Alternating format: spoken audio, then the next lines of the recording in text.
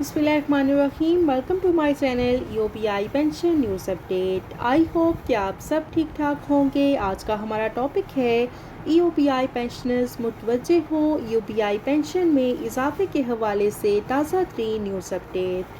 Topic की जाने बढ़ने से पहले आपसे गुजारिश है कि अगर आप चैनल पर नए हैं तो चैनल को सब्सक्राइब कर लें ताकि सरकारी मुलाजमीन और पेंशनर्स के हवाले से आने वाली हर न्यूज़ अपडेट से आपको बाखबर रखा जा सके। तो बढ़ते हैं आज के टॉपिक की जानिब। यूपीआई पेंशन में इजाफे के हवाले से लेटेस्ट न्यूज़ अपडेट आपके साथ शेयर करते हैं। जैसा कि आप सब जानते हैं कि बजट की आमद है और आइंदा आने वाले बजट में यूपीआई पेंशनर्स के लिए अबूरी इमदाद की सिफारिश कर दी गई है।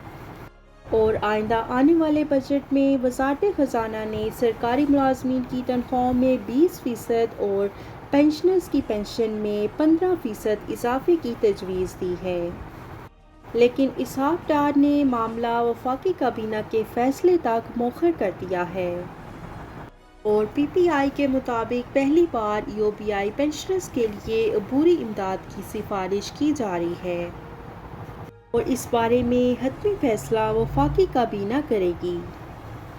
और इस लिहाज से यूपीआई के पेंशनर्स के लिए ये खुशखबरी है कि आइंदा आने वाले बजट में उनके लिए अबूरी इमदाद की सिफारिश कर दी गई है और इस बात का हतमी फैसला पाकिस्तान की काबीना करेगी।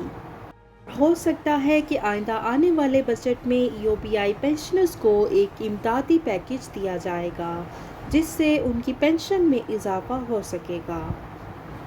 और यूपीआई की पेंशन में इजाफे के हवाले से ज़राए का कहना है कि बोर्ड ऑफ ट्रस्टीज़ का इजलास जो है वो जल्द बुलाया जा रहा है और बोर्ड ऑफ ट्रस्टीज़ के इस इजलास में इस बात का हतमी फैसला हो जाएगा कि यूपीआई की पेंशन में कितना इजाफा होना है।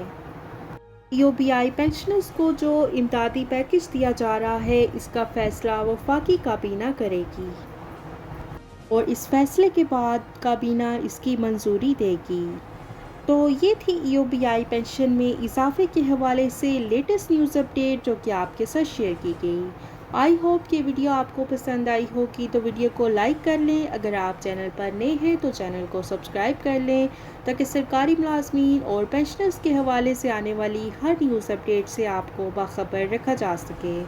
मिलते हैं नेक्स्ट वीडियो में, तब तक के लिए टेक केयर, अल्लाह हाफिज़, अल्लाह निगहबान।